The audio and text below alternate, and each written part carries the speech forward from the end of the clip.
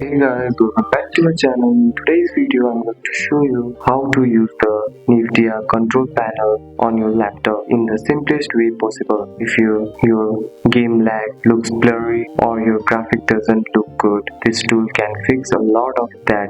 Let's get started. First, right click anywhere on the desktop. You will see an option called Nvidia control panel. Click on it. If it doesn't open, update your Nvidia drive using GeForce Experience, then try again. On the left side, click Adjust Desktop Color Setting. Here you can make your screen more brighter or sharper. If your color looks dull, increase digital variance slightly around 60 to 70% is usually perfect. Next, go to change resolution. Make sure your display is set to its native resolution and highest refresh rate. Now on the left, click manage 3D settings. This is the most important part under global setting. Set power management mode, prefer maximum performance. Set texture filtering high performance. Now turn low latency mode on for smoother gameplay. Make sure